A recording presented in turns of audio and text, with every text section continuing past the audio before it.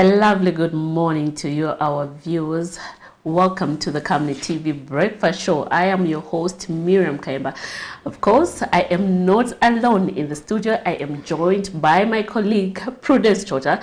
But usually on Fridays here on the Camnet TV Breakfast Show, we always look at the business segment. Prudence, good morning. Good morning, Miriam, and good morning to you, our viewer. Of course, as Miriam has said, on a Friday we speak about nothing but business. We are here to bring you nothing but the best of what is happening in the business sector. Even today we have very interesting programs that are lined up for you, and we have a very interesting question that has come from one of the viewers that we hope to discuss on this program today. But this question will of course require you, the viewer, to call in and make your contribution so that we can help our brother who's in their need of help with regards to that. But that will come later in the program, so we just hope that you will stay tuned to Camnet TV even as we bring you nothing but the best of what we have lined up for you today. And Miriam, of course, before we go, you know, it's a Women's Month. Of course. Happy Women's Day. Thank you so much. We're celebrating it on Tuesday, but yes, and of course we have the Youth Day celebration coming up tomorrow. I'm still a youth. I'm glad I just celebrated the Women's Day this week, and of course I will be celebrating. We will be celebrating the Youth Day, which falls annually on the 12th of March. Anyway. As a youth, what are some of the achievements that you have done so far? We would like to get to you, and what you would like, you know, to see forward as you move on in future. Well, anyway, right about now, we'll go right into the morning boost. Catch us on the other side.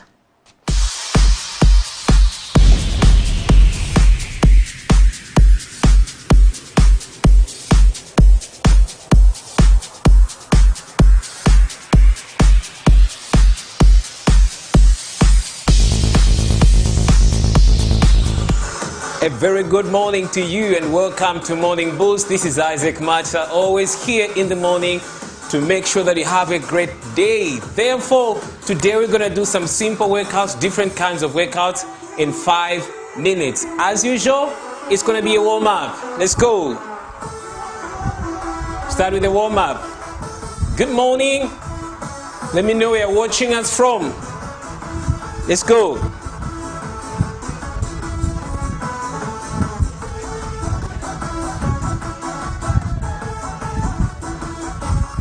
Very easy.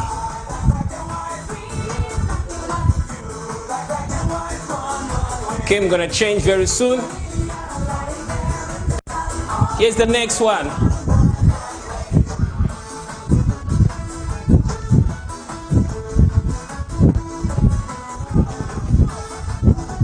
Thank you. Trotting, trotting, trotting. Do this anywhere. You can do this in your kitchen, from your living room, outside, car park, anywhere. Okay, here we go now. So the first workout we're gonna do, we'll do some mountain climbers. Okay, let's go. We'll do both for the beginners and for those already in the workout system. Go down, see my body. Let's go. 1, 2, 3, 4, and 5, 6, 7. Make sure that you're pushing in your knee in. 10. So I'm going to do 40 mountain climbers.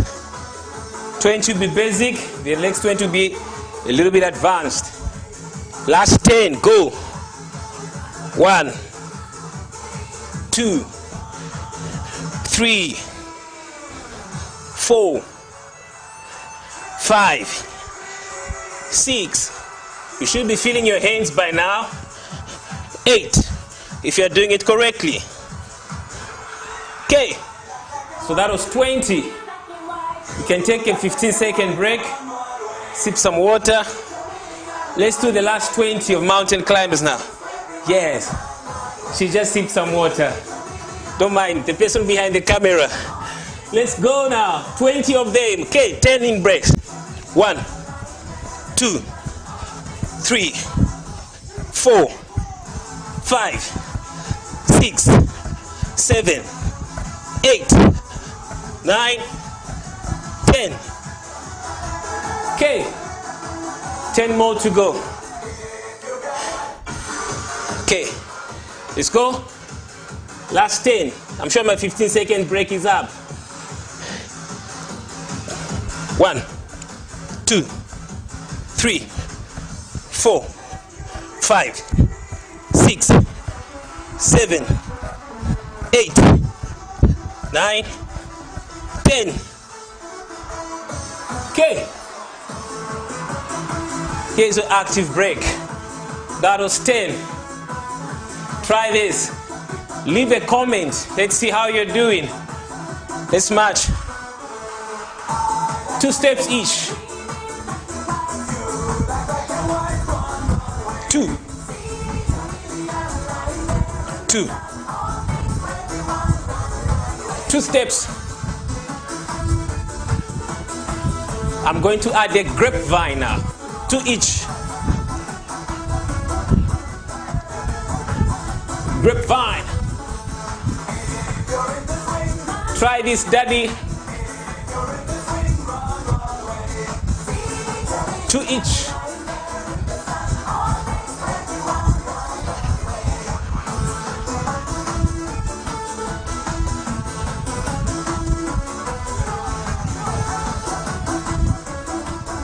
Stay at it. I'm gonna change soon. Let's match. Keep matching. 1, 2. 1, 2. Let's run now.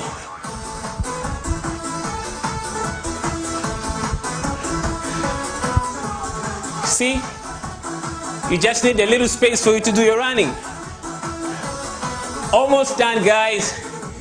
Thank you so much for joining me. I always feel good every time you join me. So make sure to do this every day and you're gonna be fit. Don't miss another session next week.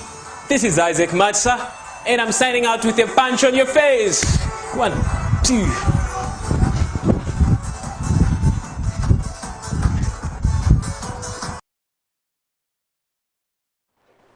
Thank you so much for still staying tuned to Camnet TV. I hope you have exercised this morning. I always emphasize when I come on this program to say it is always important for you to keep fit. Even the Bible itself wants us to be fit so that we can continue to preach the word of God. And I hope this morning you have, of course, energized with that morning boost. Very important. We always emphasize, you know, for everyone to exercise. It's always important for you to keep health, you know, to keep fit. Exercise in the morning. When you wake up in the morning, do some exercise, you know, so that you get yourself have that energy, you know, as you run your day. Exactly, very important. Of course, Miriam. I'm sounding like the president. Very important.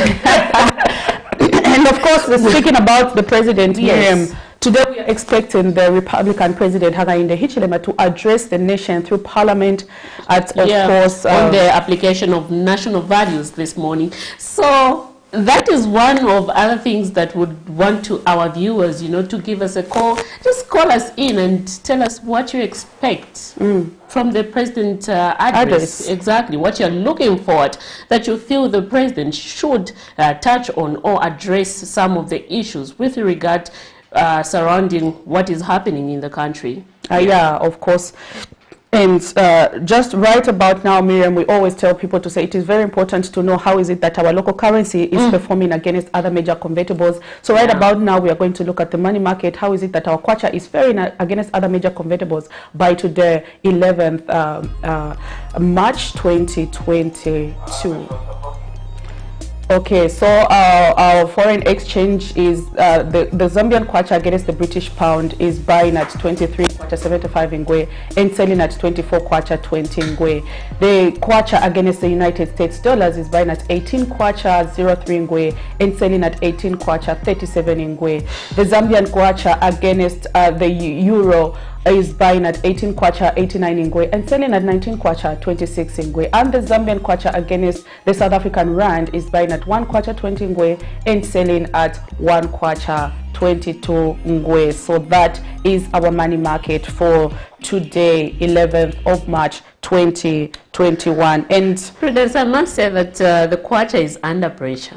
Of course, this week we've seen the kwacha hit 18 kwacha. It's now buying at 18 kwacha 03 ngwe and selling at about 18 kwacha 37 ngwe. That's of course something that we have to worry. I don't know if we have to worry, Miriam, or maybe everything is under control, but now our Zambian kwacha against the United States dollars is at 18 kwacha, and of course something that we should worry about.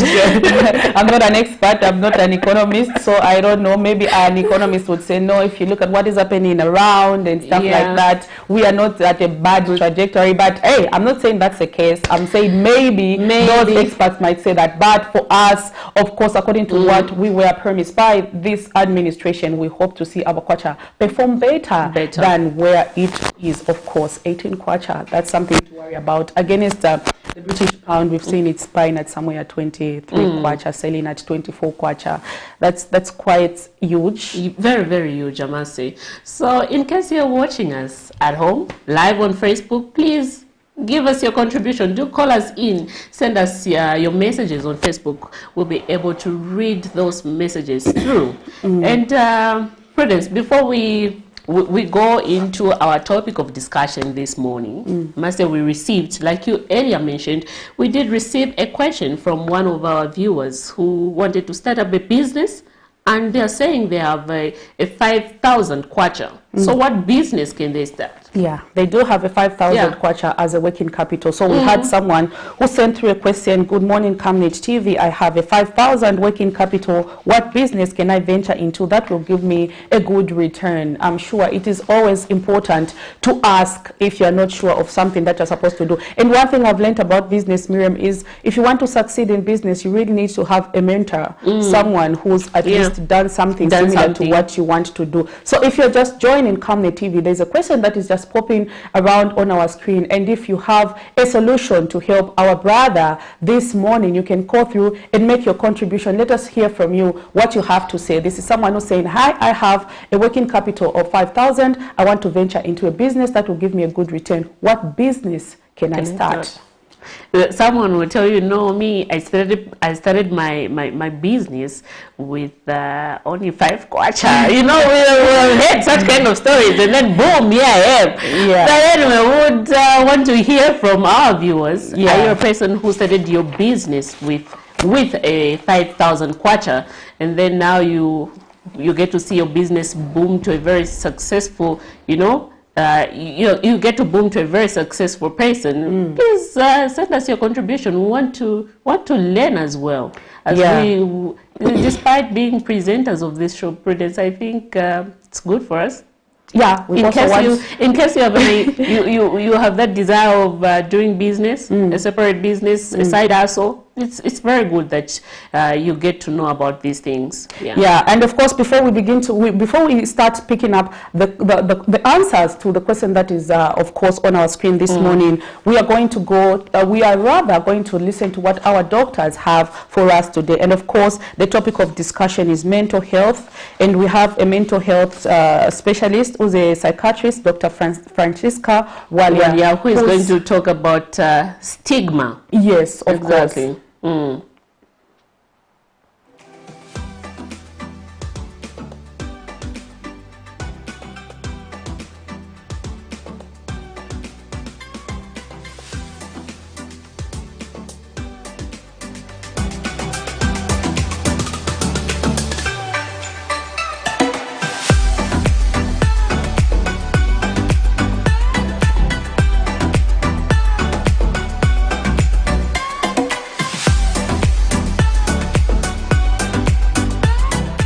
Good morning. My name is Francisca Walia. I'm a medical doctor by profession, and I've specialized in psychiatry, a mental health field in medicine. And today I'm representing the Medical Women Association of Zambia as we create awareness around mental health. During this week, we've been speaking about mental health in general, what mental health is, how mental health can present itself, and we went a step further and spoke about depression and suicide. Today, to wrap it up, we're going to speak on an area that greatly affects mental health in various aspects actually. It affects people's mental well-being in general. It affects people's health-seeking tendency for mental health presentations and conditions. And it also affects how people with mental health conditions are perceived by people around and the attitude and various challenges that they experience. And this is stigma. Stigma around people presenting with mental health. And this stigma sometimes is not only just from the community, but even towards oneself. Very common in my practice, I've found that people presenting with different mental health conditions or issues will actually be stigmatizing themselves. So imagine, first at individual level, a lot of people stigmatize themselves for having a mental health condition or presenting with a mental health issue. Then further, imagine now the person who has a mental health issue and now the attitude of the people around these individuals. What's our attitude towards people who have mental health issues? Are we helpful? Are we supportive? Are we empathetic? Are we compassionate towards them? When one presents with a mental health issue, they already are experiencing a certain level of stress. Then unfortunately, they have to receive that stress from the people around them as well. And we have noticed that in the practice that it has affected a lot of individuals to be able to seek the medical or professional attention that they need at that particular time. And where is this stigma mostly coming from? This stigma is coming about because people lack understanding of what mental health is. And that's why we're trying to normalize talk around mental health, so that most of us can appreciate what is mental health, what causes it, how does it present itself, and also understanding that it can actually affect anyone. Even you at this particular point who feels very happy and stable at the moment, it can affect anyone. Having that understanding can be also very helpful. It's because we don't understand what mental health is that we see people stigmatizing. Because when one understands that, okay, mental health in general affects these various areas of our lives, and it's a major component of one's health and well-being, I believe a lot of us, our perception and our attitude will change towards people presenting with mental health conditions.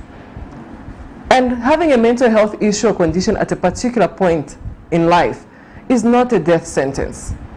A lot of people successfully come out of their different mental health struggles and are very productive and apply themselves well. Others just after different type of talk therapies, which we call psychotherapies, and others there'll be aspects of behavioral therapy or modification, and in other incidents with medication. And we see thousands and thousands of people living well productive life on medication. Let us change the narrative around mental health. And a lot of times a common question I get, are there mental health services in Zambia? Yes, there are mental health services in Zambia. Several. I'll just refrain from mentioning facilities so that I'm not accused of advertising for them. In the public, both in the public sector and in the private sector. Actually, what we've seen is, are people requesting for those services? Are people actually opening up and coming out to ask for help? Most of our facilities, health facilities, both public and private, actually have these services.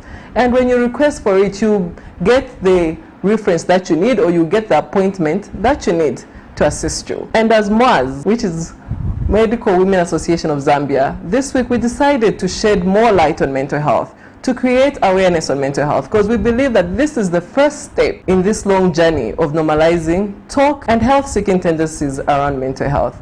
Thank you for following. Be that change in the community. Be that loving person. Be that neighbor to anyone around you. Thank you.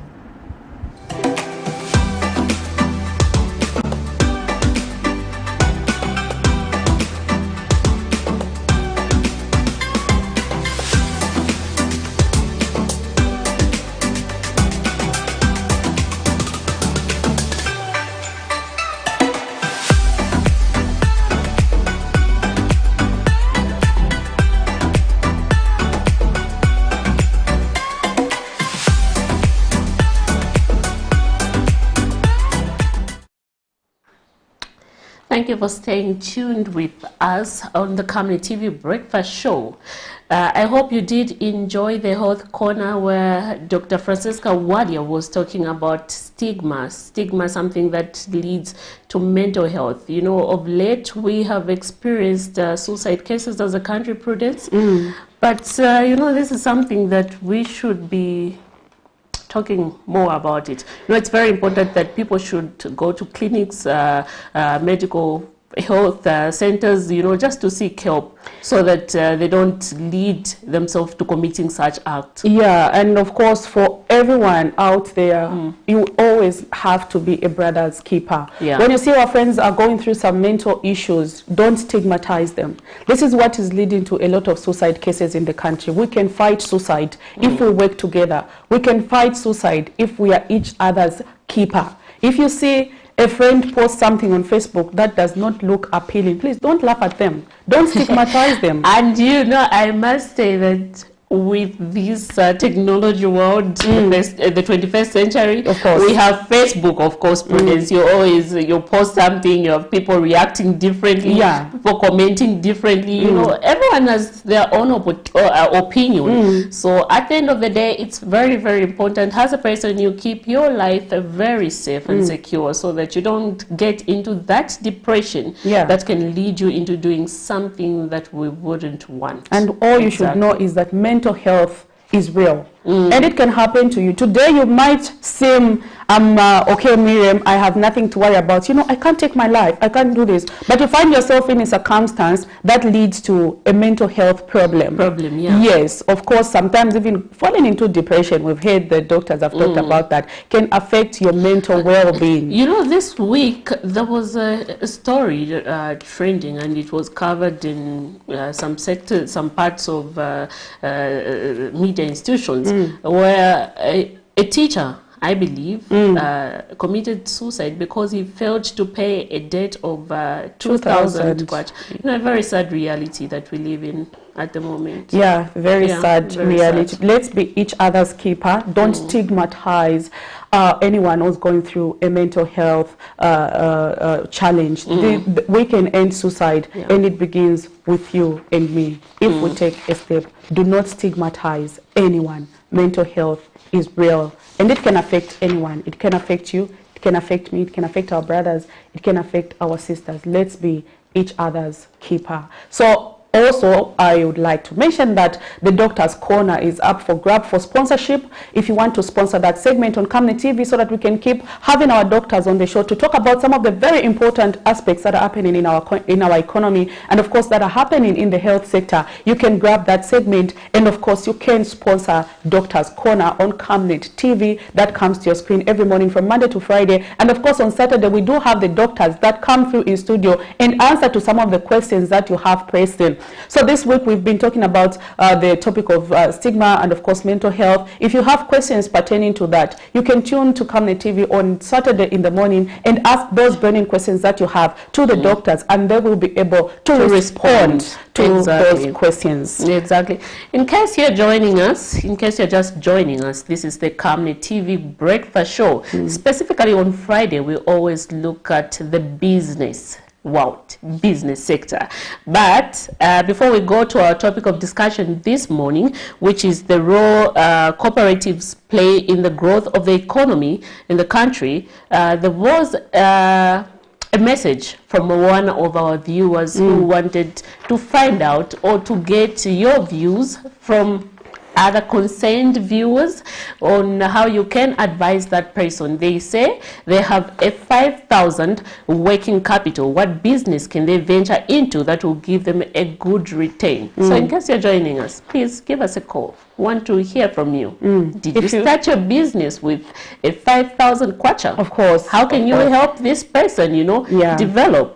Yeah, of course. So we'd want to hear that. Yeah, of course, Miriam, would like to hear from you, of course, or especially those who are doing business. How did you start your business? How much was your working capital? Today we have someone this morning in studio sent through a question to say, good morning, Camnet TV. I have a working capital of 5,000 and I want to venture into a business that will give me a good return. What business can I start? So if you are a business person out there who's ventured into business, you have experience, let us know what your experience was with regards to the topic of discussion today. What advice would you give this brother who wants to find out what business they can venture into? They have a 5,000 working capital. So you can call through the lines that are on the screen and let us get to interact so that we can help not just the person who sent this question, but other people who are listening and of course glued to their TV just to listen to the response that someone is going to give out there. I'm sure there are a lot of people who would like to know what the response to this question can be. So you can call through so that we get to discuss. So right about now,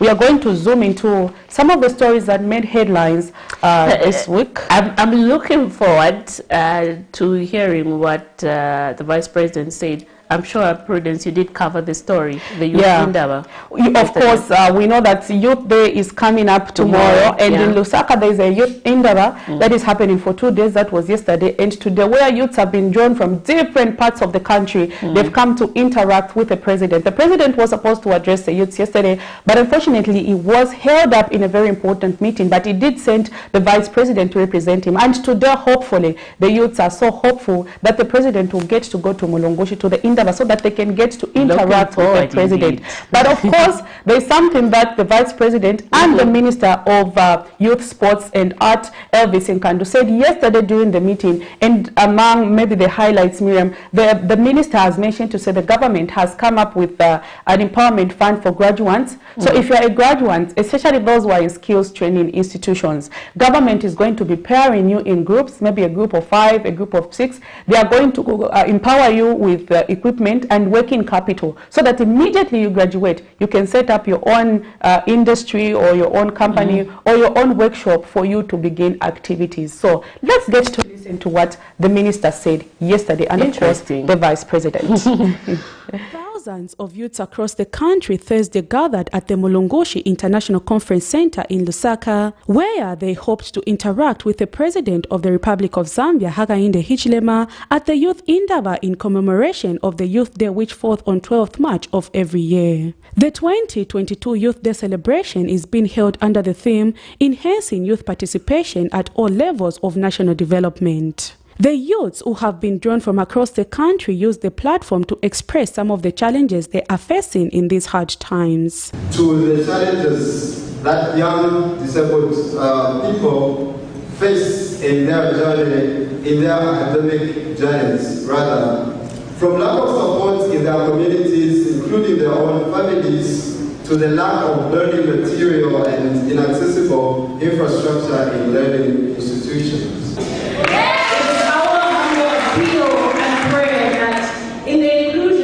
It will not be people above the age of 35. Criteria for those who get access to free funds. So I believe that it should really be on merit. And I like to thank the government for the strides they're making and making sure that the right people and those who are vulnerable get access to those funds. And Minister of Youth, Sports and Art Elvis Nkandu says government has introduced a graduate empowerment program which will see to it that graduating students are paired and empowered with working capital. On your day of graduation, we'll group you in cooperatives, 5, 10, so that we give you equipment before graduation.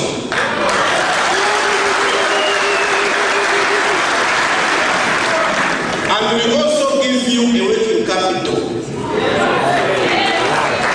so that you go and establish yourselves by putting up workshops, and obviously that will improve your livelihoods. And Vice President Mutalena Lumango says government is in the process of developing a national youth development strategy that will provide further guidance towards the fulfillment of the policy objective of youth empowerment and employment in Zambia. We are stepping up collaborative engagement with various developmental partners, including youth, to revise the existing national youth policy of 2015 and its implementation plan, so that the policy actively reflects our socio-economic transformation agenda of having a united and prosperous Zambia. The Vice President has since challenged youths in the country to become proactive and become game changers in their communities. It's not a social gathering. This is a serious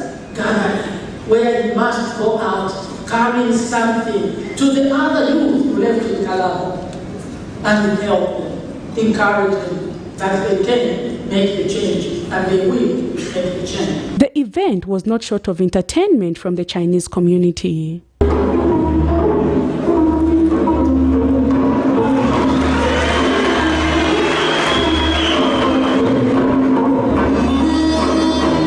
Prudence Jota reporting for Camnet TV News. Of course, a wonderful dance there from the Chinese community who were part of those who were entertaining the youth in Indaba yesterday, which has been held in Lusaka yesterday, and today, of course, will be the last day, where the youths have been drawn from across the country and wants to interact with the president with regards to some of the challenges they face. But the clip we just played you, Miriam, of course, we want to see our youths being the game changers. Yeah, of course, in our country. I'm one of them. I want to be a game changer, Prudence. Those were the words from the vice president, who was encouraging the youth to say, you know, this not just be a gathering where you come and go like a social gathering. I pray that this will be implemented. We don't want to see a thing where we just, you know, come up with policies, come up with ideas, these brilliant ideas, and then at the end of the day, we don't see any action. It's something that we don't want to see, because we want to develop as a country if we go that route. And of course, the Minister, Miriam, of Youth, Sports and Art, Elvis Nkandi, yesterday mentioned to say government has come up with an empowerment strategy for those who are in institutions, especially those in skill institutions,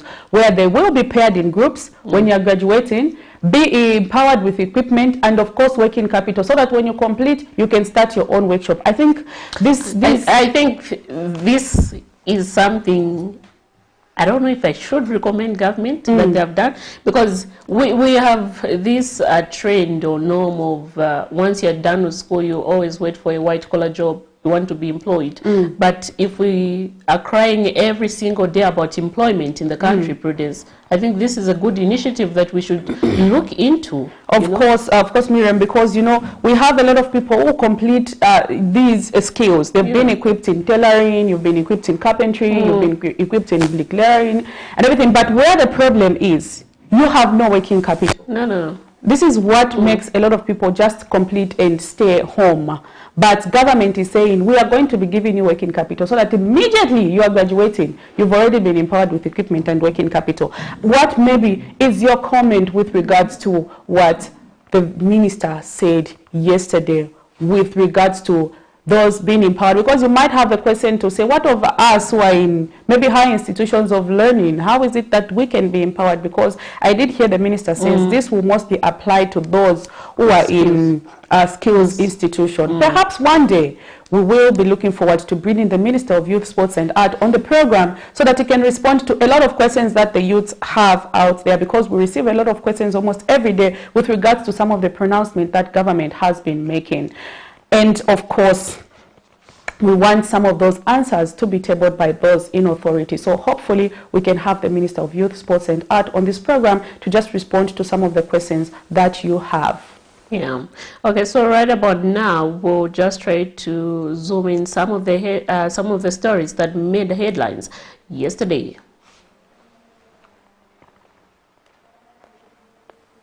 While the debate surrounding the restrictions on the importation of onion and potatoes in the country has continued to linger on, the cross-border network Africa, working with the Farmers Union, have started devising plans that will offer solution to the shortage of onions in the country. This has resulted in the launch of an outgrower scheme of onion and garlic, which is aimed at training farmers in the country in onion and garlic production, which will later be bought from the farmers and sorted out at various aggregation centers that will be built across the country. That aggregation center, its purpose is, one, it will be handling all the production in that area. For example, one aggregation center is handling 800 farmers. So meaning all what they will produce will come to that aggregation center. And the manager will be managing that aggregation center. And meaning they will take stocks, package the onion, grade it, package it with the branded pockets, and then it goes to the market. So that will be the work of the aggregation center. And Mr. Sikunyongana has expressed disappointment at the fact that onion and potatoes are still being imported in the country, despite the government issuing a restriction. Minister of Agriculture, please twapapata, stop issuing permits, or else we need an explanation why you have continued allowing the importation. ZRA, why are you allowing trucks when there's a ban? We do not want an excuse to say maybe somebody got 100 permits. No, it ceases immediately. Meanwhile, food value chain expert Winsley Litawa says the country has the capacity to produce organic foods which can compete favorably on the international market. So one of the things that we are now saying is, fine, the government of the day has put in so much money in CDF. Is it possible to extend beyond education and infrastructure and look at what the immediate needs for the farmers are? The immediate things that they need is to improve production. And the Farmers Union has supported the launch of the onion and garlic outgrower scheme, which will contribute to forex earning if the produce are imported to other neighboring countries such as Congo and Angola, whose market Zambia has failed to satisfy. Import permits have continued to be issued because whatever the case, if as a country we come up with a resolution and say stop, we stop. Otherwise we are distorting things on the ground. We are distorting prices on the ground. We are distorting production on the ground, and this is unfair to the local market. Prudence Chota reporting for Camnet TV News. There you have it. Thank you for staying tuned to the Camnet TV Breakfast Show. That was one of the clips we played for you talking about onion, and it was done by one of our reporters, who is my colleague, my co-host, Prudence Chota. Prudence, I understand you were at the event and you were talking about the importation of onion being a restriction, onion and garlic. Maybe just try to explain so that our viewers out there can understand exactly what all this was coming from. Okay, so of course, Miriam, we do see a situation we saw last year, and this has been happening, where farmers in the country complained to say we don't have a market to sell our onions because in potatoes, because we have a lot of these commodities coming outside when we have our own farmers growing. So what government did, okay, they decided to put a restriction to say there will be no more importation of onion and potatoes. And what we saw is that in a period of about a month, we ran out of almost all the onion in stock in the country, and the price of onion escalated. So this now prompted the government to remove the restrictions that were there to allow the importation of onion during this period of February, March, and stuff like that.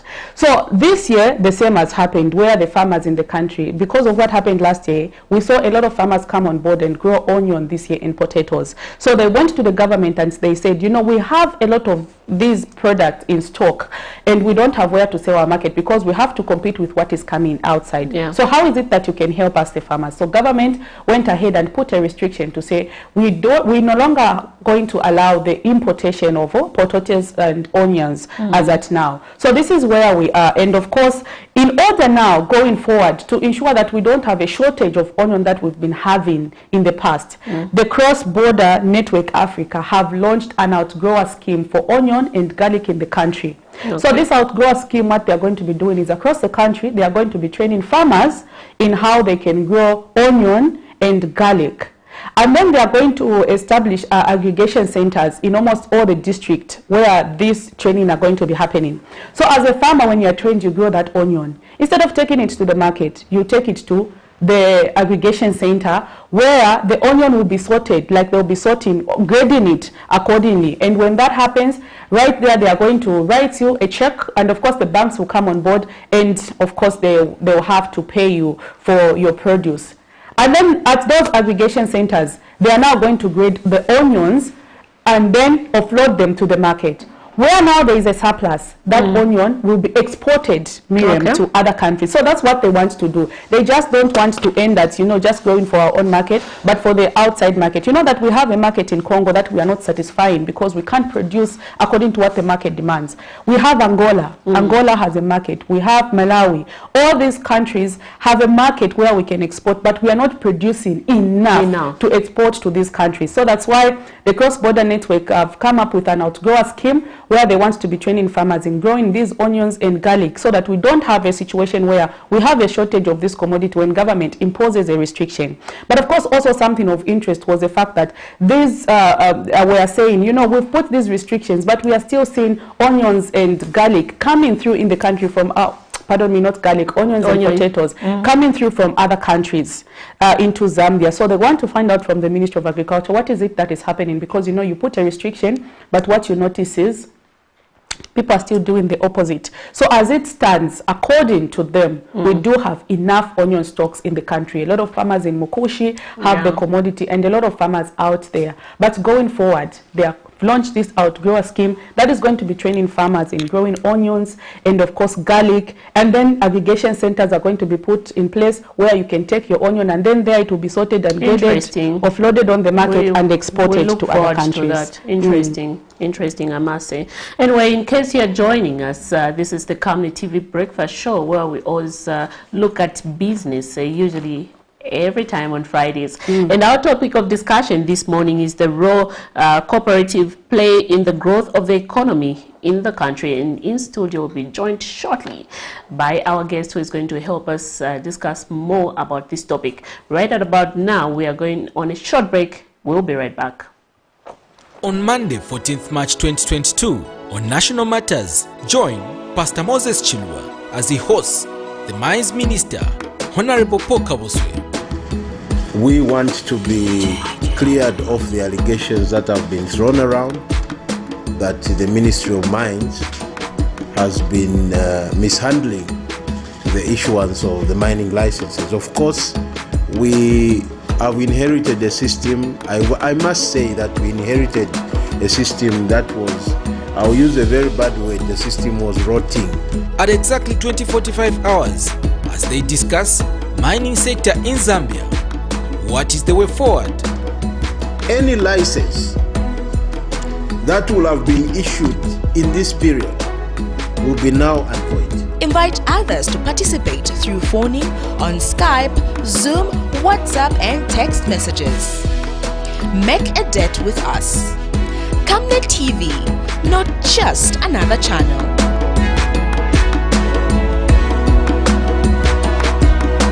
Camnet TV is becoming big and better. You can now watch Camnet TV wherever you are around the world, simply by downloading the Camnet TV app.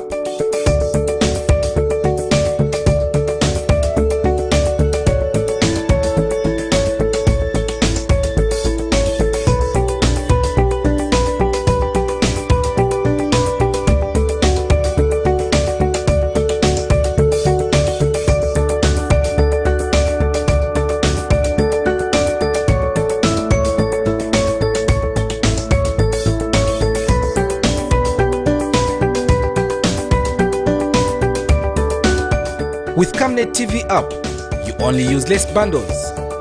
Camnet TV, not just another channel. Thank you so much for still staying tuned to Camnet TV, not just another channel. This is a breakfast show that comes to your screen every morning from 07 hours to 09 hours. And we bring you nothing but the best of what is happening in the current affairs, sports, of course, economics, and other stuff, health. We have the Doctor's Corner, and of course, if you are listening to the program earlier today, we are talking about stigma that leads to mental stigma that is as a result of mental challenges. So we had a question from one of the viewer that was on the screen who was asking to say, good morning, Camnet TV. I have a 5,000 working capital. What business can I venture into that will give me a good return? And we threw this question to you, the viewer, to help our brother, of course, understand what kind of the business they can venture into. So this question is still open for those who want to call and make your contribution with regards to what topic this person can venture into. And then moving, of course, into what business someone can venture into. Today, we are looking at the role that cooperatives play in the development of the Zambian economy. And in studio, this morning, we have a guest, of course, who's coming from the Zambian Savings and Credit Union Corporation Society Limited, which is found at the government complex right here in Lusaka. And his name is Mr. Adam Mwanza, who is going to be helping us discuss in further what role cooperatives play in the development of the economy. Mr. Mwanza, good morning and welcome to the program. Thank you very much. Good morning. Thank you so much. We are glad to have you. Yes, yes. I hope we can exhaust more about this topic so that in case there's someone who wants to, you know, venture into this business, they want to know more about this, you know, they'll be able to get enough knowledge. Exactly. And of course, to get to discuss, Mr. Mwanza, Zambia Savings and Credit Union Cooperative Society Limited, what is it that it is? Maybe for someone who's just joining us, they would like to know what is this Zambia Savings and Credit Union Cooperative Society Limited? Yes, so basically the Zambia Savings and Credit Union Cooperative Limited, it's a group of cooperatives. It's in the bracket, there are about almost 2,000 cooperatives that we have as we are speaking right now. I know almost 200 cooperatives that we are, as you're speaking right now. So basically it's cooperatives coming together, doing joint project. That's the reason why we're coming together. Okay, when we talk about cooperatives, maybe our viewer would like to know, we've seen the new administration has insisted on people joining cooperatives. We do see a situation where whenever the president is addressing, whenever the VIP, whenever we have ministers addressing the nation, they always say, you know, form cooperatives so that you can get to benefit from the many plans and resources that will be offloaded out there. So just to make us understand, what is a cooperative? Wow. So basically, that's a very good question. I think there's a lot of misconception if we talk about cooperative out there, and right now I think, you know, in terms of the mindset of people there thinking cooperatives, what is a cooperative? So basically, if you look at the cooperative, right, it's a group of people that come together with one common goal in helping in any environment, either maybe want to tackle health. It may be health, maybe food security, it may be job, it may be any project, but these are people that come together with a common goal to say, this is what we want to do. So a cooperative can be formed in families. You know, right now, my family, we are forming a cooperative as a family, right, and embarking on a certain venture. So a cooperative, it's a beautiful model that people can come together with this one common interest. So basically, it's actually the easiest, the cheapest, the cheapest. You know, it's just sad that people think a cooperative is very expensive to form. You'd be shocked that just for you to form a cooperative, just to register a cooperative, it will take you 10 kwacha. Oh, really? Right. No, but other people think maybe it will take a lot of money just for you to form a cooperative. People, you know, there's this misconception, you spend 1,000, almost 1,000. No. It's very easy. You know what I mean? All what you need is just have to bring names together of the people that you'll be able to represent, minimum of 10 people that you come together and register it. And the beauty about doing this thing, you need to understand that right now, you know, in the world, over 100 million people have been helped through cooperative. Okay. Wow. As you're speaking right now, if you look at India, there are banks that have been opened through cooperative. One a good example that you're talking about, if you go to livestock, you know what I mean, it's a cooperative. It's a cooperative. So you discovered cooperative is the way where we can be able to create a lot of jobs here. So it's an easiest form to create jobs and be able to tackle problems of the society. Right now we're looking at unemployment, which cooperative can be able to tackle. Okay. Yes.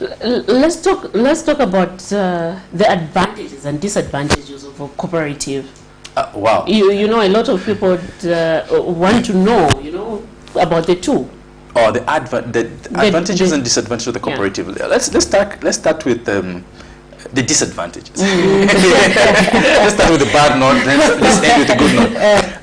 You see, the disadvantage of the cooperative, and why are people skeptical? I think we live in a society we don't trust each other as Zambians. We're always suspicious of one another. So first of all, it's the issue of trust. We do not trust ourselves. You know, maybe this person will steal my money, or maybe this person who steal my project. There's always that, first of all, the market that I have. Take for instance, I'll give an example. Maybe you're keeping chickens. You're thinking, so if I share this business with my friends, maybe they'll take over my market. So there's that kind of, not trusting each other. You don't want to share. It's very funny that if you ask a lot of people, in terms of show me how you're making money in this business, they'll never tell you. They never tell you. And it looks like we have that in Zambia. Exactly, they'll never tell you. It's because there's that misconception of thinking azantengera business, yeah. Azantengera business, azanpoka my clients. But you don't realize that when we come together, we are more powerful. You know, I mean, how do you pride say, I've got only 50 chickens? You know what I mean? And you want to hide your small market. But if you come together, like the project that I'm into as well, you know, is that you discover that when you come together, and you discover you can do more, and you can take over, you know, you can take over big chain stores. And you know, I'm in 2 quails. I keep quails, by the way. Yes, I keep quails, and we are also forming a cooperative in quails. When we went to, my friend and went to ask one of the chain stores, and they asked him, can you supply us, you know, 3,000 every week? And in all our chain stores, the guy was demoralized. He came back and said, hey, man, I need to, you know, up my capacity. Let me build up my capacity. But I'm like, there's no need of you building up capacity. Why don't you just collect other people that have the similar passion, why don't you, you know what I mean, why don't you round together, say, okay, you have quails, I have quails, let's put them together, let's brand them together, let's form a cooperative, let's go and supply. You see, that's a different mindset, and everyone benefits on that big cake. So that, first of all, the trust. Number 2, it's the issue of greedy, which I've also I've able to tackle on it, and also I think the biggest thing as well that we also face in terms of a cooperative is accountability. Accountability. That's a big challenge. You don't know, you don't trust each other with money. You know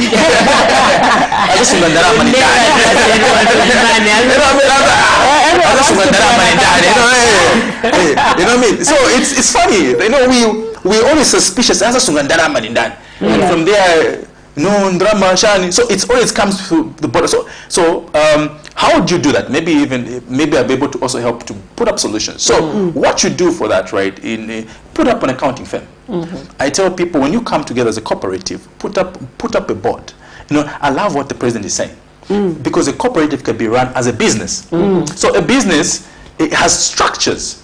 We have got a marketing. You've got, you know, this production, you know, there's operation, there's everything in that cooperative. So richly you can run it as a business. So you put all these, so you protect each other.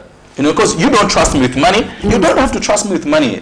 Neither should I trust with money. So, but if we're able to put up a system that protects me, we hire people that are accountable, that are qualified. If we cannot have them, outsource them and be able to help you to do that. Now, let me answer the other part. Say the beauty of the cooperative. What are the advantages? So the advantage of the cooperative is that everyone in the cooperative wins. You know, that's the good news. Everyone wins. So it doesn't matter. So if we come together and say, this is what we'll do. I'll give you a practical example. Right now, it's very sad. We discover that there are certain things that we cannot do as Zambians here. I'll give you an example. There's fish deficit in Zambia. We all know about that. You know what I mean?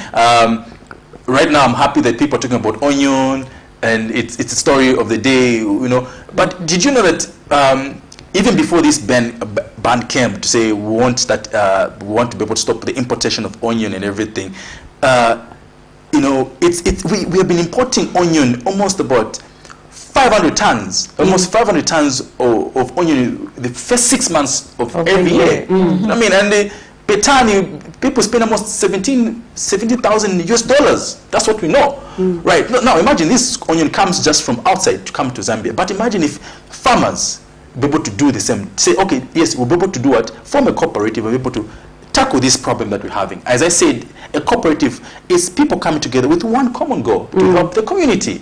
So now people can form cooperative in onion and be able to solve that problem. So I think, so that's the advantage. So the advantage is that everyone benefits out of the cooperative, and not only that, is that it creates jobs. The good about cooperative is that you empower yourselves. Yes, you empower yourself. So the first people that to be empowered, it's members of the cooperative.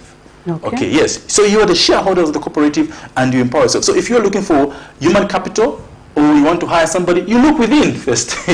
So you're able to say, what is your skill? I'm an accountant. What is your skill? I can do marketing. Then you hire yourselves. Okay. Yes. That is interesting. Let's talk about the Zambia Savings and Credit Union Cooperative Society Limited. You have mentioned to say you have about 200 cooperatives that are under you. would like to find out what are some of the projects that are being undertaken in these cooperatives, and how is it that they are making money? Yeah. Because people will be wondering to say, how is it that you are in a group of 10? How do you make money? And how do you ensure that everyone benefits? And everyone gets the equal share.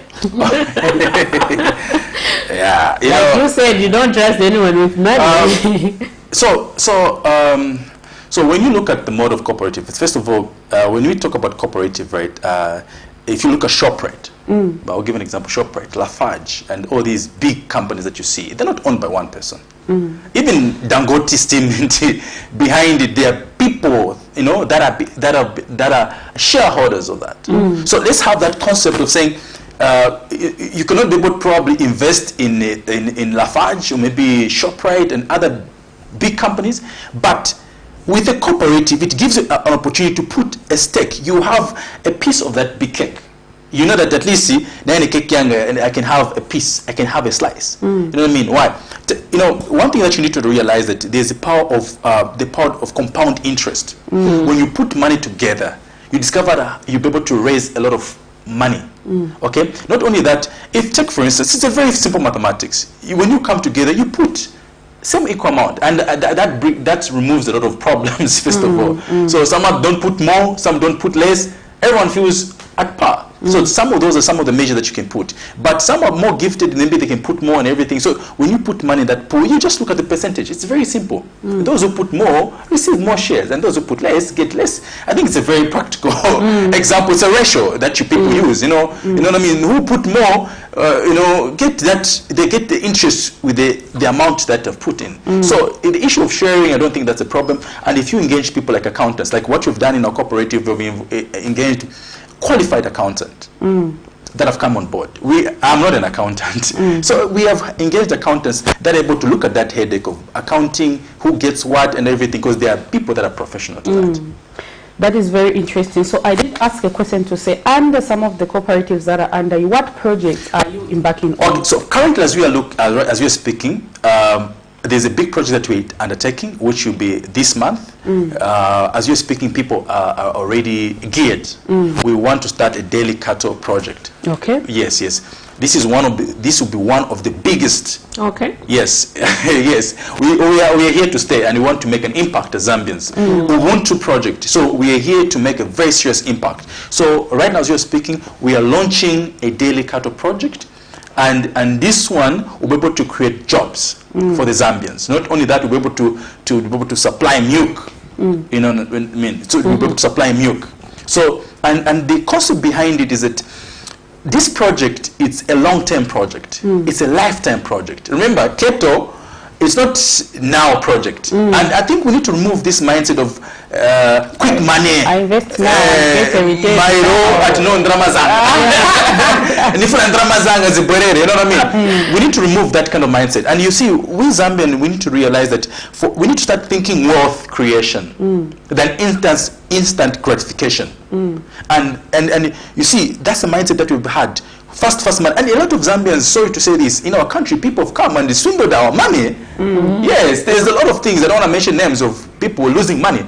So what I'm trying to say is that right now, as we're speaking, we are embarking on a daily cattle project.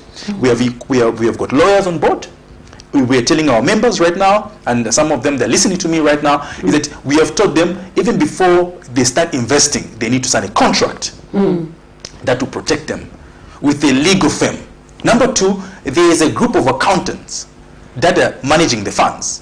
Okay. Number three, we have got people that are qualified to run these projects. I've never kept Keto. So I cannot say just because I'm a project coordinator, I should be able to run those things. No, we entrust people that are capable to run with a good track record. So we have put in a team of expertise that will be able to ensure that each and every investment that we put together, the little coins that you put together, will be able to help. Okay, but the other thing that I want to mention is this. The misconception of cooperative is this. That, sometimes we're thinking cooperative is a tool to beg, which is a very wrong thing. Right now, a lot of people... We are calling the cooperative so that we get government from the government. No, we need to realize that it's a cooperative now. We are misdirecting the intent. The president has got the heart for the people. But what he's trying to mean is that, look, let's start putting efforts together. Let's organize ourselves with what we have in mind. But if we come ourselves and say, the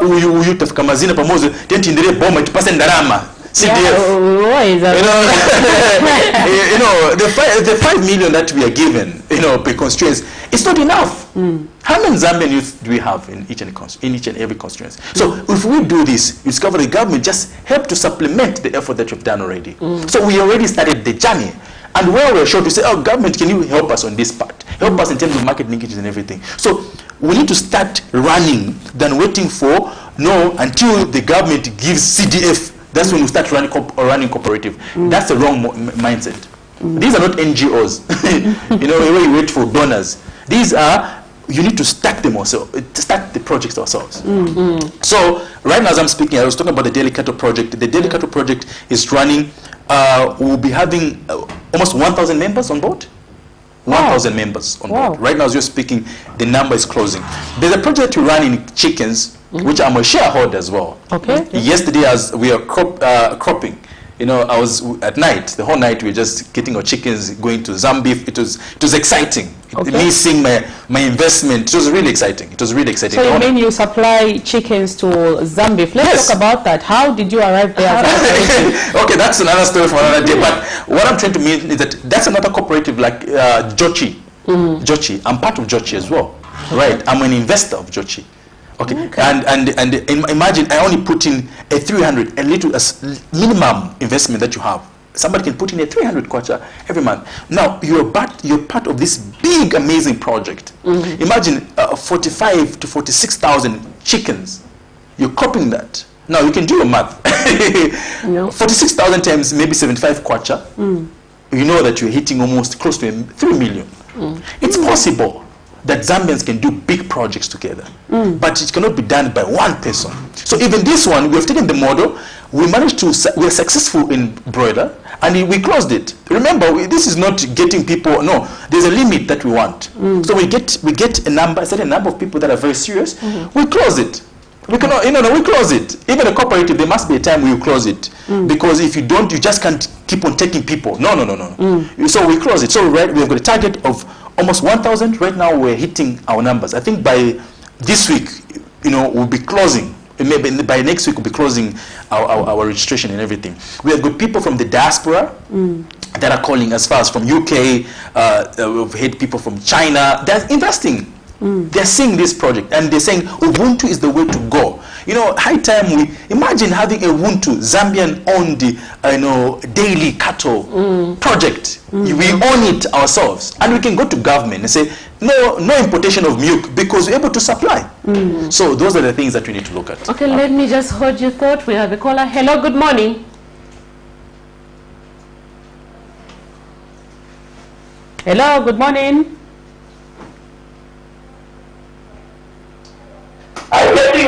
We can get you now, sir. How are you? Okay, I'm just please, can you tell us? I need to get some understanding of the operations of cooperation. That's the partnership. Okay. The capital that invest, nutritional capital, all those various aspects.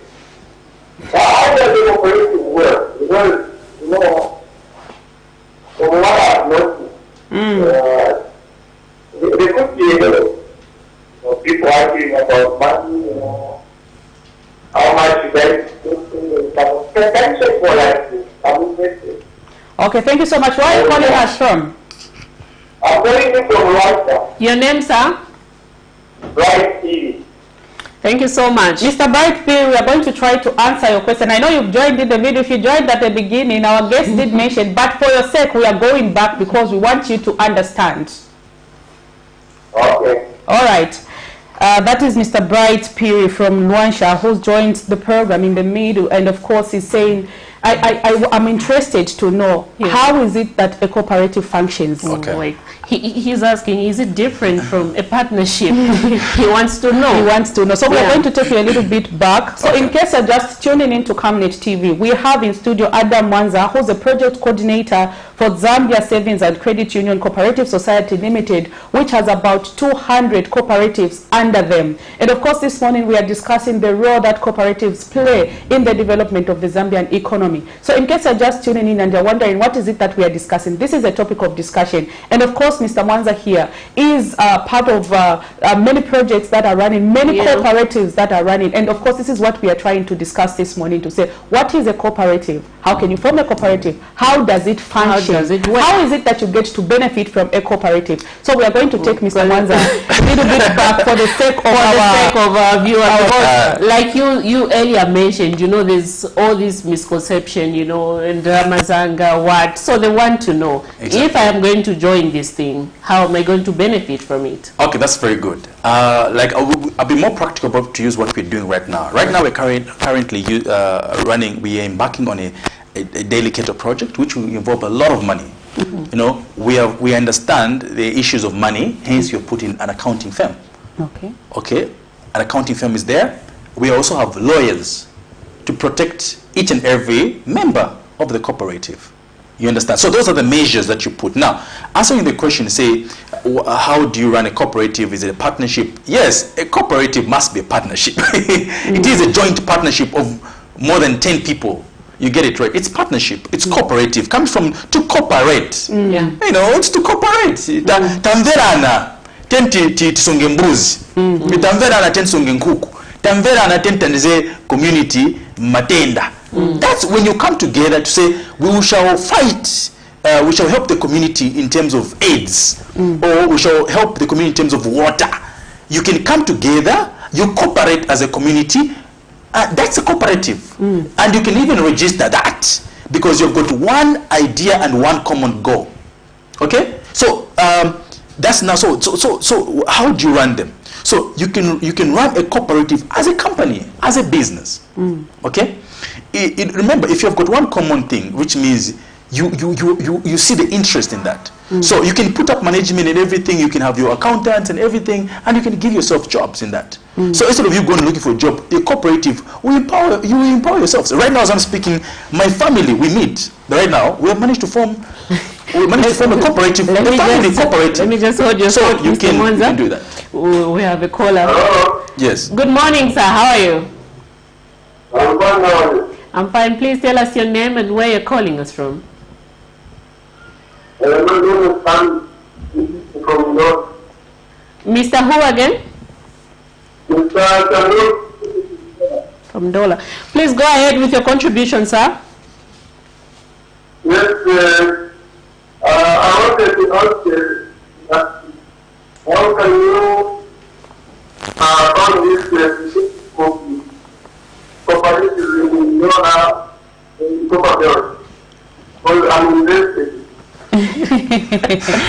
All right, sir. So, okay, thank you so much for that question. Mr. Mwanza is going to respond to how you can form a cooperative. I'm sure you've just joined in the middle of the program and you want to know how is it that a cooperative can be formed and how is it that it can perform. So he's going to respond to that. Okay, thank you. Thank you so much. So, of course, our viewer from Ondola's question is, where can I find cooperatives in Ndola? Wow. Because I'm interested and I want to join. So, Mr. Mwanza, you've got a lot to explain on how a cooperative can be formed and how it functions. Like, I know you've mentioned this earlier, so we are going to take you a little bit back because also the question that Mr. Piri asked earlier is similar to that. So how is it that you form a cooperative? We are going to get back to where we started, how you form a cooperative, how you register a cooperative, and how you begin to function, how you begin to supply. I know you did mention to say you are supplying chickens to Zambia as a cooperative. How did you arrive at that? Okay. Oh, thank you. That's very good. Actually, I'm happy. So those who are, you know, the beauty part about a cooperative, you can identify people in a cooperative with a similar interest. Take, for instance, we are keeping chickens. Take, for instance, you've got a passion for daily cattle. And you believe in daily cattle that it can make a lot of money.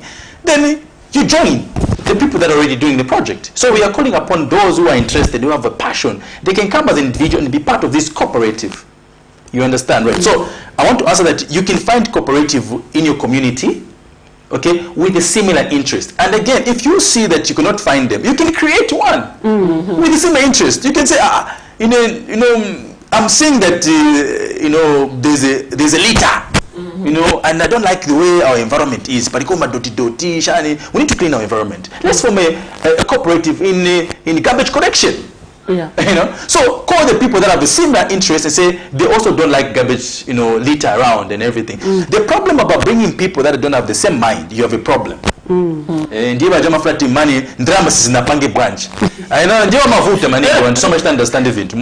Because if he doesn't understand how to keep keto, it's a long term. Ever zafuna after for much drama mara. Ni person registration yanga. Nifuna drama zanga.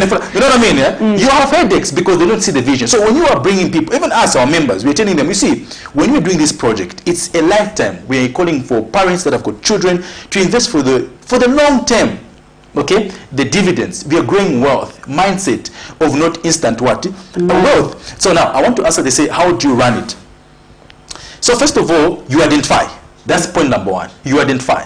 Each and every one of us have got some passion that we have. Okay, in whatever field, it may be either agriculture, it may be art, it may be anything. Okay, you identify where your interest is. Identify people that have also the similar interest. It's very, very important to do that.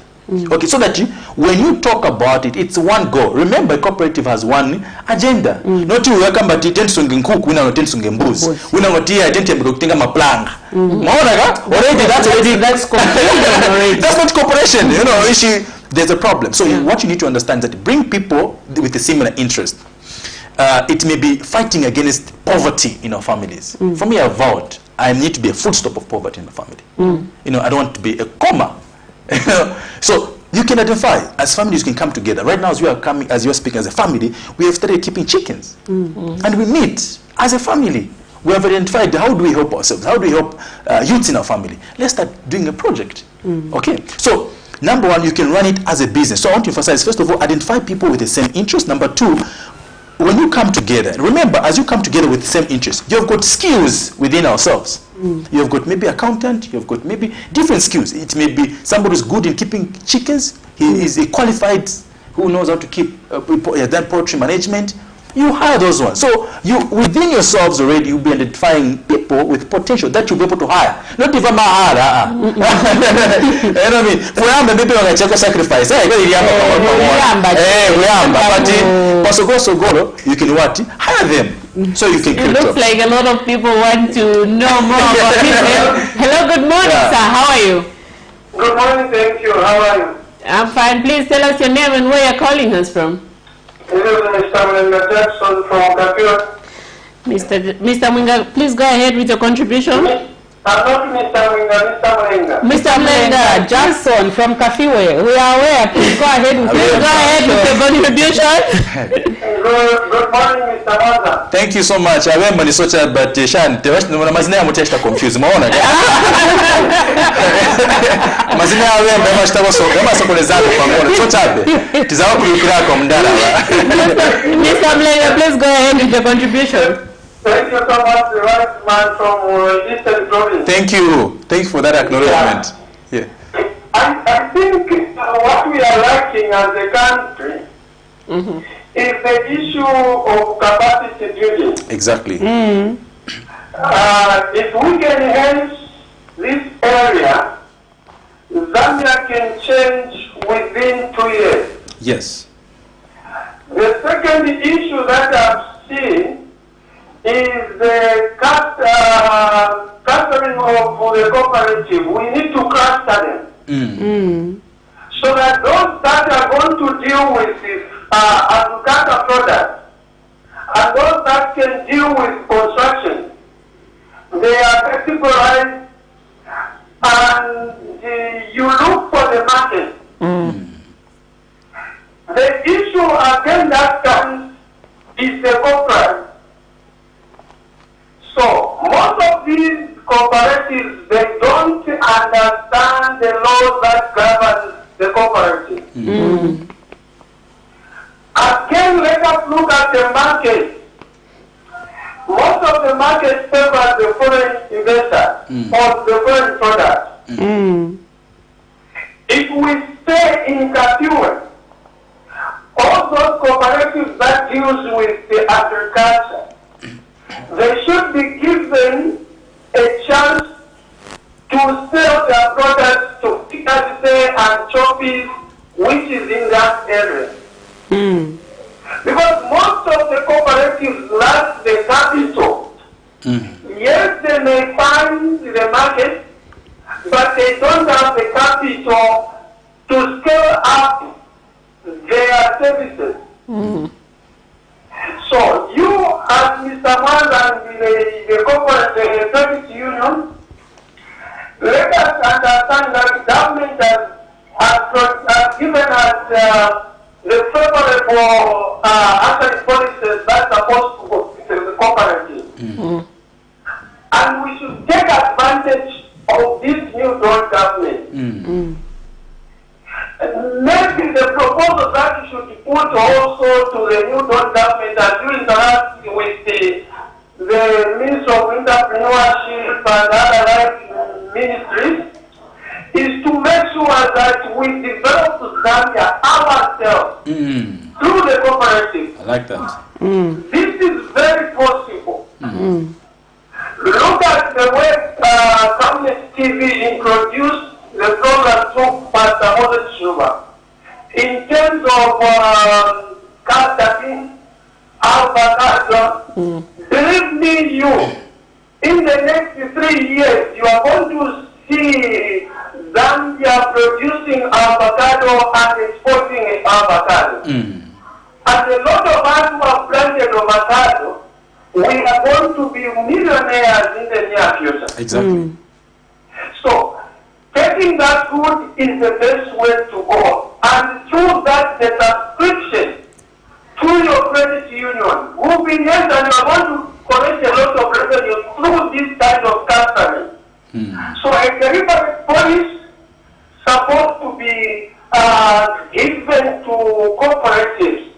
Otherwise, the foreign investors will come in, supplying to the chain stores, and Zambians will end up just forming a cooperative that will die. So I think the new government decision in terms of revamping cooperatives is the way to develop this data and collecting revenue. Mr. Mlenga Jackson from Kafiwe, thank you so much for those powerful contributions to this program. Thank you. Thank you so much. So Mr. Jackson has brought out a lot of important aspects of how cooperatives should be run. Among them, he's talked about capacity building, he's talked about clustering of these cooperatives, he's talked about market, which favors foreign investors. Just speaking to that, Mr. Mwanza, okay, I'm going to give you a chance to respond because I know some of the viewers have asked questions and are still waiting. We have a situation where I've heard situations where as a Zambian cooperative, you want to start supplying to, for example, a chain store. And the chain store tells you, like you mentioned earlier, to say, are you able to supply us 3,000 maybe quails every week? You have a situation where when the cooperative starts supplying, they'll manage for the first maybe 1 month. But going forward, they stop supplying because they've run out. So this is where now these chain stores will say, you know, there is a lot of inconsistencies in the supply of Zambia. We give them market, but they fail to supply. They will supply the first 1 month, 3 months, 4 months. They make money, and after now making money, money sounds good, they share the money and capacity building, lack of understanding. Yes, the cooperative dies. So now we are getting back to you, Mr. Mwanza. We did hear earlier the viewer who called to say, how is it that a cooperative works? And you have explained that a cooperative works in a way that people with common interest, you can come together, put in capital and say, let's start doing this business. If it is maybe supplying maplangas, whatever, it's okay. Let's go to this carpentry or this company that makes furniture. We'll be supplying you maplangas. As a cooperative, you put money together, you are sourcing that and you are supplying to that organization. I think these are some of the things you mentioned. You can do that with chickens and others. Exactly. But how does this function? How do you sustain to ensure that you don't have people pulling out people? I think this question was raised by Mr. Brightberry from Luansha to say, how is it that you begin to operate or share capital when it comes to that? Okay, I think I also want to mention that consistency is very, very important. And even before you talk about sharing capital, is that you see the problem that we have is that, like I mentioned earlier, is that people want quick money. They don't want to see this business flourish. So they get to do this business just because they want to sort out a need now, not for tomorrow. So you discover that wapanguche ndarama wagura motoka ndarama wagura ku capital wagwa. You get good deals. Take for instance, if you supply, they say they give you a deal just to supply maybe all the chain stores, just one deal. It can give you over 100 million, or maybe let's say a million per se. Then you have never gotten a million before. $100 many hapo waneba bazibe so reinjecting back into the business maneba chani bazibe. So one of the things that we need to also talk about is how we begin to change the mindset of how cooperative are run. They need to run as business. Hence it's very, very important from the way to go to protect each other. Let's sign contracts. We need to protect from each other. Let's agree. This project that we're running, how long would you want to run it? Okay? And into issues of consistency. Consistency comes in because when you come together, you say, okay, how much capital do we need? How much capital do we need? Okay, we need maybe, I'm going to give you an example, maybe say 5,000. Or 5,000, how many are we? We are 10. Which means even if it contributes 500 a month, we'll raise what? 5,000. Okay, how long should we raise this 5,000? Now, consultation with accountants is very, very important. As a cooperative, engage people that know numbers. Engage people that can help you to understand the numbers. We want to run this project. When you understand that, then you can go say, okay, fine. When we go to these chain stores, you can work back and forth. Even this delicate project, we're not just starting it. Because we know that our milk, even today, we started today, the milk will be sold. If we did a chicken project with Jochi, our chickens are sold. You see what I'm saying? We are working back with the market, we are working back with our capital investment as well. So as we're saying, let's contribute this, we understand this money will be enough to sustain our project. So those are some of the things that we need to agree from the way to go. So when you meet 10 of you, you discuss. Okay, pamoja tizambo fika mazingati ma 500 or ma 200. If 200 zapanga zingati, tizapanga 5,000. If 5,000 kaitenga, what we do with it? We're able to see in which business do we put it in. Okay? Or we have got a similar interest in this project, either delicate. Okay, ngombe machusa milk is ngati. You calculate all those things. So that's what I'm saying, that you need people that are qualified. You cannot substitute people that are qualified in the field that you want to embark on. Also, apachati wayamba, uzataka wapaya nkuku. Kama mbaura furu muja, mwapaya simuze mosungira nkuku. So you don't have to rely on your own knowledge. Hence it's very, very important as a corporate, so that you can protect each other, is to consult. If you cannot hire, it's consult. And if you cannot consult, check within your cooperative. There must be somebody who knows the skill. I love the part of cluster. You find it going to Mtendere, there are people that are doing welding. Hey, why don't you put them together? You know what I mean? And when the CDF is coming, for me, what I'm looking at, those already, we see what they're doing. You know, it's just a matter of supplementing their effort. It's easy. Already they are, cluster them. And you can cluster them and you help them. That way it's easy. Mr. Mwanza, I have to hold your thoughts. Okay, no problem. Hello, good morning. Good morning. How are you, sir? I'm okay. Please tell us your name and where you're calling us from. I'm everywhere. I'm calling you from Angola. Please go ahead with your contribution, sir. Thank you so much. Morning, Mr. Mwanza. Good morning, sir. It's good we are talking about cooperatives. We are trying to form a cooperative here. First of all, I would like to know how much it is for a cooperative to be formed. How much it is to form a cooperative. Why am I asking that? Here in Angola, we are trying to form a cooperative. But when we went to the cooperative office, we were told that the lady is supposed to come and meet us, and we are supposed to book a car to come and tell us the requirements for us to form a cooperative, which costed us 150 kwacha. We have come to Tima for Mr. Mwanza saying, we have come up for the retirees All of us are retirees. So it's three of us. Wow. And you know, to look for 700 that they are asking for. Because I've seen 4 cooperatives. One is from Katonke. They take 700 quarter. The other one, where I am here in Changa North, in fact, 2 of them, the other one, they take the 1,000 quarter. The other one, they take 1,500. And the fourth one, they take 750 quarter. Now, surprisingly enough is that why the fees that they have been paid different? The other question is, all these people, they haven't been given a receipt. So, I would like to know if you can, Mr. Mata can help me. Last time, I wanted to ask Mr. Kawana when I was there with the Chiluba, but I couldn't get through. I wanted to talk to him directly. I even sent a message, but it wasn't read. I wanted to talk to Mr. Kawana because if we continue with this type of people, even if we'll make sure, we'll make that even the president will be pointing at when these people they want to do a good thing for us Zambians. But to find those that they are still in government offices. Because there's no office whereby you go there, you pay 700, they don't give you a receipt. How, what grant is there to tell me that that money is going to the government coffers? Mr. Wembia, can you give me the last 3 digits to your phone contact? I'll give you a call after this program. Just the last digits. I attach to the last 3 digits to your phone. To your phone. We'll give you a call after the program. Okay.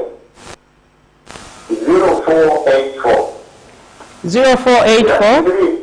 Just the last ones. I just want to keep record. I know I have your number, but I need to keep record because we have a lot of calls coming through. So even as Mr. Mwanza answers, you've raised a lot of important points that we would like to follow up as a TV station. So that's why I'm saying I'm going to give you a phone call after this program is done. Thank you so much. Mr. Mwanza, I know earlier when you started the program, you did explain about how much someone should pay when they want to form a cooperative. But we again have a question from one of our viewers. They would like to know how much how much one should pay, you know, when they're trying to form a cooperative. And there are these issues when you pay so much money, you're not given getting a receipt. Is it that people are being exploited? What's going on? Exactly. Actually, that's what's happening at the moment. So paying for the cooperative is just 10 kwacha. Okay. You know, you can go to Pakra and they can help you. And one thing that I want to people to recommend that we need maybe decentralize Pakra and these, you know, these government institutions so that common, you know, in the rural areas, in places people cannot access that. What is happening is that now you go to this person who won't even give you a receipt because they know they've charged you more. On the receipt you may show a 10, and you this side they've charged you 1,000. They won't give you the receipts because they know what they're doing is not right. So there's a lot of this is the issue that we're dealing with because it's not having the information. Hence, there's a lot of sensitization. I think there must be a campaign to educate the public, which I love that the Camnet TV is doing, to educate the public about the cooperative, how to register them, and also maybe one of this time maybe we should maybe also call somebody from Pakra to come and explain exactly you know, the procedures and everything. Maybe I may be lying here. You understand, right? It's not the gospel truth. They can go and research for themselves. But what I know, you cannot pay 1,000 for a cooperative. For a cooperative, if you are registered a limited company. That's what you want. That's how much money you pay for limited companies, and you know what I mean. But it's a cooperative. So I don't think the president will be able to give us a pronouncement, go and form cooperative when he knows there are these restrictions and this amount of money that he knows that a lot of Zambian, some people cannot afford to register. So it's just unfortunate part that that people are doing that. Yeah, and for Mr. Wembia, that's a very important aspect that you've brought up. Hopefully today I'll be able to get in contact with the Minister of Commerce, Trade and Industry, Mr. Chipoka Mulenga, to just try to understand. I understand Mr. Mulenga is coming from the Copper Belt, and I think specifically Chingola, if I'm not mistaken. And this is where it is happening, where cooperatives are being registered at that amount. I think we have to get to the root cause of what is happening. He said so 700, others paid 1,500, and others are paying different amounts. So we are going to talk to the minister over this issue, and of course we are going to engage PACRA over the issue. Yes. Don't you get Yeah, we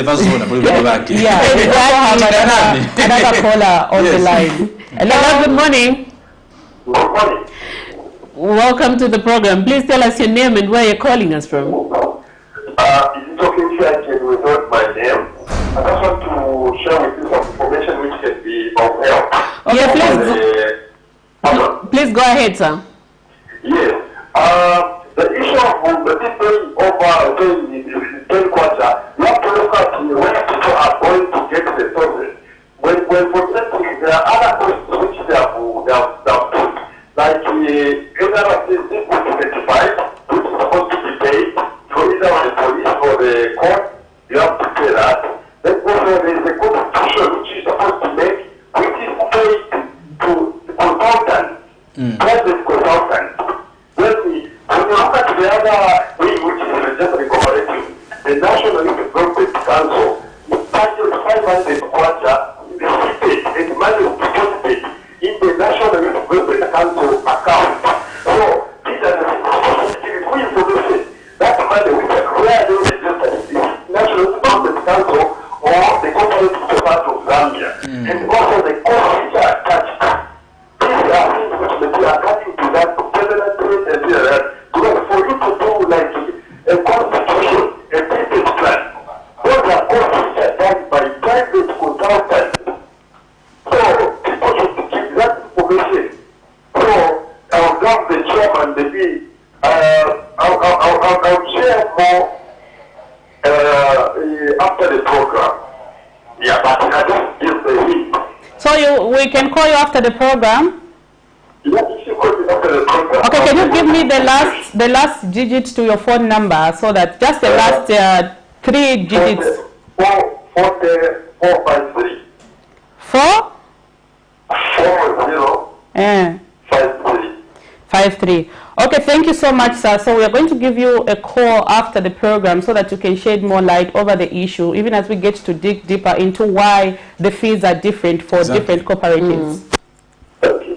Thank you so much. I always emphasize when we come to this program that we are here to give you nothing but the best of what is happening around, and information, accurate information that will ensure that, you know, we don't get to confuse people. So we have a lot of interesting aspects that have been raised today, Miriam. And of course we have someone who's willing to explain how these cooperatives are registered. So I'm just hopeful to say, at the end of the day, we are going to get to the root cause of everything that is happening around, so that we get a lot of people to join cooperatives. And next week, Prudence, I think we should bring PACRA so that they can explain more. We hear what exactly, how one should form a cooperative, how much they should pay. But coming to my next question, Mr. Mwanza, can we say cooperatives are a solution to addressing the high unemployment rate in the country? Yes, it is. If you look at, thank you very much for that caller. As I said, what we are talking about is not the gospel truth. What we need to do is to engage so that we can help those people, especially those people that are, I know what I mean, they're in different places like rural areas, you know, they're struggling. Where do they access all these? So I think it's very, very important also maybe to engage. Where do you register them, either through other bodies and all those kind of things? I think we need to engage. So as I said, we need to at least bring people that are very qualified to be able to help us as well to understand. Because I think it's very sad that you're realizing that people now are taking advantage of this situation where those people don't have the information to start exploiting them, 1,500 and everything. It's not fair. I think we need to be guided so that at least people are given the right information. Now, I think the other thing that you just said is can people get employed through the cooperative? Yes, remember, when you come together already, everyone in that cooperative, you could have empowered yourself. The first empowerment that you're giving is when you come together already, you could have what? Empowered yourself. So the virtue of you forming a cooperative, already you're creating yourself jobs, because you'll be able to, you have to you don't have to outsource. You have to look within the cooperative to get human capital that you're looking for, a skills that you need. You discover you have the members that will be qualified already in that cooperative. So it will create jobs. Okay.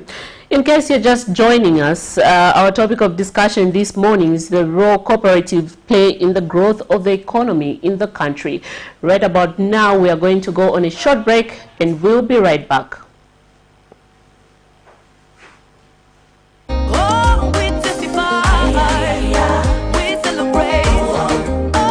Hello, I'm Deborah Lukalu, all the way from South Africa. You are watching Camnet channel, not just another channel. God bless you. Stay tuned. We celebrate for all you've done, Lord. We give you all the praise.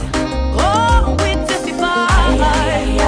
We celebrate for all you've done, Lord. We give you all the praise. On Monday, 14th March 2022, on National Matters, join Pastor Moses Chilwa as he hosts the Mines Minister, Honorable Paul Kabuswe. We want to be cleared of the allegations that have been thrown around that the Ministry of Mines has been mishandling the issuance of the mining licenses. Of course, we have inherited a system. I must say that we inherited a system that was, I'll use a very bad word, the system was rotting. At exactly 20:45 hours, as they discuss mining sector in Zambia, what is the way forward? Any license that will have been issued in this period will be null and void. Invite others to participate through phoning on Skype, Zoom, WhatsApp and text messages. Make a date with us. Camnet TV, not just another channel.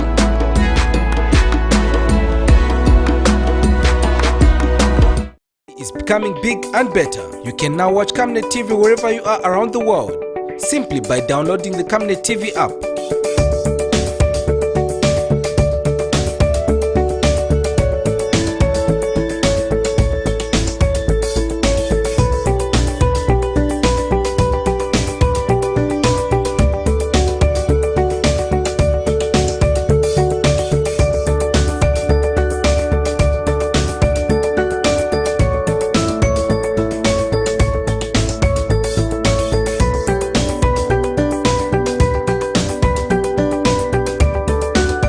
With Camnet TV app, you only use less bundles.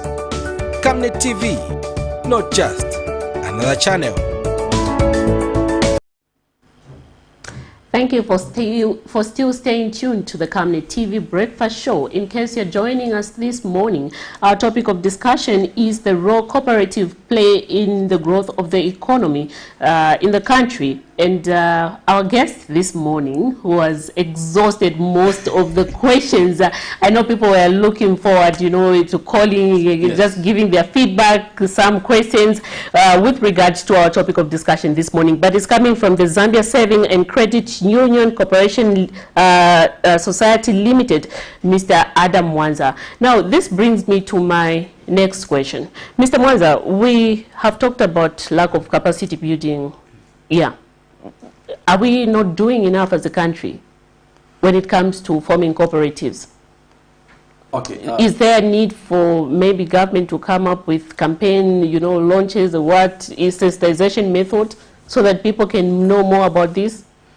First of all, you need to realize that even the callers that are made, even just in terms of even just registration itself, from registration, it shows that a lot of people don't have the information. Exactly. Okay, so this is just something to some of the people, it's new. Okay, and this has been there for quite a long time. So already, from these different charges and everything, just shows that people don't know what's really transparent. It's very sad that now people are now taking advantage and exploiting people. Now pay this, pay that, and everything. So there must be a need of mindset change, especially in terms of cooperative. Me, I laugh because we gather in so many things. We gather for weddings. You know, we form cooperatives for weddings. So I don't want to say cooperative. These groups. Yeah. And I see people willingly. Yeah. And you are finding yourself in committees contributing towards the one goal of a wedding. Mm-hmm. And we are happy. But is this just an event that happens once? Once, yeah, exactly. And then we gather in such things. But I'm saying, imagine if we could just also shift a bit. I'll give an example. Chirimba concept. Yeah. It's a cooperative. Women have managed to come together and put resources together and they do chirimba. But we don't just have to end on chirimba. You bring the resource, then what next? It's risky. You know what I mean? It's the same model. So I was just reading something like, you see that we meet, but we need to now refocus our energies to something more productive. You discover meet people. I'm not saying you discover that we meet to kill demons of poverty all night, and we gather, but why don't we now become very proactive in terms of why don't we begin to have directed energies? Mr. Mwanza, I have to hold your thought there. It seems like a lot of people want to contribute to this. Hello, good morning. Hello, good morning. Please tell us your name and where you're calling us from, sir. My name is Engineer Chirwa. I'm calling you from Rwanda. Please, Engineer Chirwa, go ahead with your contribution. Yes, I think one thing I would appreciate is maybe the ministry that is involved with the cooperatives to probably streamline the registration process. Okay. So that I think we remove that red tape that is there in people trying to set up these cooperatives. Because one thing what the new government is trying to do is to employ ourselves through the cooperatives. So that's the first contribution. But the streamlining of that process of registering the cooperative, maybe to make it a bit more simpler. Exactly. Then secondly, the question for Mr. Mwanza is that what is the minimum number of shares required for one person to have in that cooperative, and what is the maximum number of shares? Thank you. Thank you so much. Mr. Mwanza, there's a question for you. Okay. Minimum numbers of shares. Okay, so basically for us what we do is that we have first of all an annual fee of 150 that a member. So for you want to join the Daily Cattle Project, what you need to do is to pay 150. So this one, you become a member. First of all, you can come as a cooperative to join the union, okay? Or you can come as an individual. So those who want to say, me, I want to just come alone. I love the Daily Cattle. I've tried to speak to my friends, they don't want to understand this, but I want to come alone. So you can pay 150. It's an annual membership to be part of that. Number two, you discover that you'll be paying what you call 600. When we start investing, each and every member will be paying 600 kwacha monthly for 1 year. Okay. Only 600 kwacha monthly for 1 year. The 500, the 500 it's kept as for your investment. We'll be buying cattle, operation and everything. We'll break it down. We have our accountants who come and break it down. The 100 kwacha out of the 600, it's for admin, which will be able to cover your lawyers. That 100 kwacha, it's for the lawyers, because you've got a law firm that is coming to protect your interest. Your interest. So even as you are saying, even before people start paying the 600 kwacha, what we tell them, before you start paying, ensure that you sign a contract. Okay? So the 600 to run for a year. It's a monthly 600. Then after a year, the only thing that you continue paying, it's a 100 kwacha, which will be the admin. Remember, the lawyers have to be serviced. This is not once off. Remember, this is a lifetime. So we'll continue paying 100 kwacha until a further notice we'll be able to say to stop. Remember, now, what will be happening is that when we have a farm, as we are speaking right now, we have a farm that we've identified. There's everything, and we'll be putting up the facility. Now, this is not just, you cannot get into this business on one single alone. We are looking at, it's a big project. So what you're looking at is that as those who want to join, I'll be able to give my line as well. I'll be able to share my line as we are about to wrap up. Please remind me. So I share my line. Those who are interested, we'll give you the information. And when you join this project, the Daily Cattle Project, it's a lifetime project. So what it means that the kettles, remember, will be getting the income, which are already pregnant, and so we are anticipating to have almost 300 kettles within the first year. So from there, we'll be growing. But remember, maybe the dividends will start coming after a year or 2, depending how our accountants will advise us. But we're ensuring that each and every member will have an investment for life. Okay. Yes. Let's bring it down to the community. How does a cooperative help the community? So a cooperative helps the community in so many ways. One of the things, like we mentioned, it's creating. Right now, I was just speaking. This project, even before we embark on it, it will create jobs. One of the things, it will create job. It will empower. Number 2, of course, we're looking at depending what type of cooperative that you're looking at. I'll give an example. If people formed a cooperative in onion, it will help in terms of food security. So cooperatives help in terms of food security. They help in terms of financing, capital. Capital injection of the business. So on your own, you cannot be able to fund a delicate nega, so passing the monies. But you discover that it's possible to run such a big project. Okay. Number 3, the last one that I can say is also the cooperatives. It should be able to also make consistency. Worker, you can supply, but if you're a group, you can keep the consistency. Maybe maybe they may not have, but you have. If you work together as a group, you discover that it's very easy for you to be able to approach chain stores, supply, import, or you do what you call export, because you have a good team. Exactly. I understand that this is a Women's Month. Okay. We're celebrating International Women's Day on Tuesday, and then tomorrow we're celebrating Youth Day. In terms of trying to empower women in your cooperative, do you do some sensitization to ensure that also women, benefit from this cooperative? I know a lot of women shun away from such projects. They would say, no, me, no, what? They might have misconception, but do you have a number of good women involved in these cooperatives? Actually, I just want to make a mention, which I forgot, that this cooperative that we're running, even children are being registered by okay. So you can register your children to be part of this cooperative. Not my child is being part of the cooperative, my wife. So usually, remember, the project will be run by a professional. Or what you do, just put in your contribution and the project will run. Now, if you come to women, first of all, women are very good with cooperatives. I think naturally women, you find themselves in the groups, committees, especially committees, wedding committees. Yeah, they're actually the best. Yeah. They are the best. I found a group of women, about 40 women, which I was encouraged. 40 women, and they've been consistent for 7 years. 7 years. Now imagine 40 women, and they're empowering themselves. I found other women. So it's easy for women to get into the space, because women, first of all, they connect easily. So I sort of gossiping. Put up something, it will be a good channeling the energies. But I can tell you the truth that mothers are doing very fine. Chilimba concept, a lot of women are doing Chilimba, but it's just remodeling Chilimba so that maybe sort of just we can go beyond just Chilimba. It's good, we have managed to bring that money together, but what do we do with it? So already mothers, I can say that women, I think they're already in track. And in our cooperative right now, I can tell you there's a lot of women that have come on board, a lot of youths that have come on board that are part and parcel of this powerful initiative. Not only that, we have created jobs from the within. Okay. Yes. Your concluding remarks as we close our program this morning. Yes. My conclusion remarks would be that, first of all, I just want to say that Zambia is ours. It's high time that we Zambians make an impact to our own economy.